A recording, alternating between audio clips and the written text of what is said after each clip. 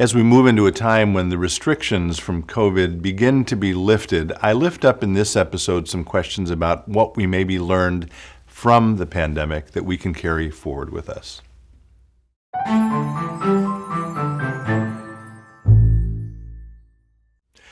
Hello, friends. It's good to be with you as always. Thank you for taking a little time to be with me today.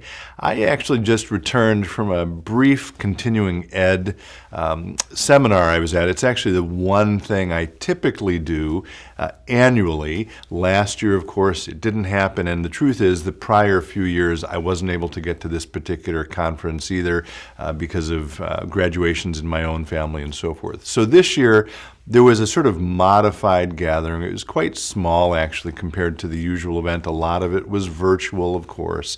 But I was together with a few other pastors from around the country. And at conferences like that, of course, there are presentations, there are speakers, there's information you're getting. There's also relationship building that you can do with people who, in many cases, have become dear friends of mine. But one of the important parts of those moments for me as I get older, I realize, is simply stepping out of sort of the normal patterns of life, getting away from sort of the treadmill of the weekly or the daily grind, and getting a little bit of perspective. Now, it turns out, this is being published on Wednesday, May, what will it be? 12th. And last week, the governor made an announcement about some easing of restrictions related to COVID.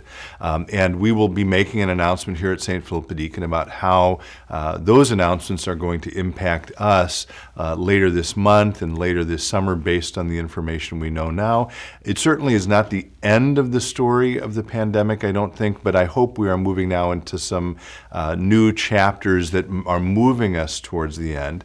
And as we move back to something, again, I'm not even sure what normal means anymore, but as we move back to something approaching a more normal life, I just want to pause and lift up something we've talked about before, which is that I think, actually, the last year of pandemic, and there's a lot to grieve, by the way. We know that. There's been a lot of pain. A lot of people have felt isolated. There have been deaths. The frontline workers have been working hard. So there is a lot that has happened this past year that has been negative.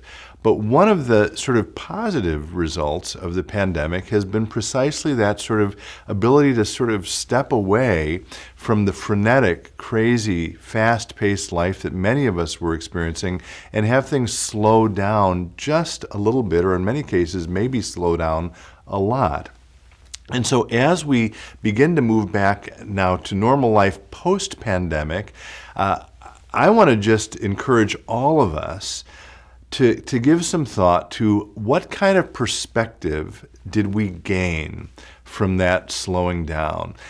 What did we learn about ourselves or about our families or about our relationships that we want to move forward? And I have talked to many people in the last few months who have said to me, maybe with some surprise, you know, Tim, my spiritual life in the last year, my relationship with God has really deepened in some profound ways.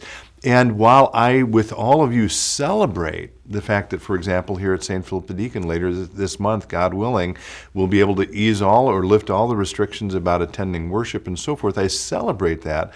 I don't want us to lose whatever we have gained from the pandemic. So, among other things, I would encourage you, if you're willing, to indicate in the responses below or send me an email, what have you learned? Have you given that any thought? And how can we as a community continue those practices or continue to not leave those behind as we move into this new chapter? I will say, one of the things that we maybe don't pay enough attention to in the life of Jesus, we talk about his parables and his teachings and his miracles, the way he led people, the way he gave his life, and so forth. One of the things we maybe don't pay as much attention to as we should is the fact that again and again and again, he did what? He went off by himself to pray, to get away from the rat race, to get away from the crowds, to be in communion with his heavenly Father so that he could get some kind of perspective and re-engage and deepen that relationship. That's something we should all take a lesson from, and I pray as we move into these next few weeks and months, we can continue to lift up and celebrate and move forward with us all the lessons we've learned from the last year. Thanks as always for being with me. Be well, stay in touch, and God bless.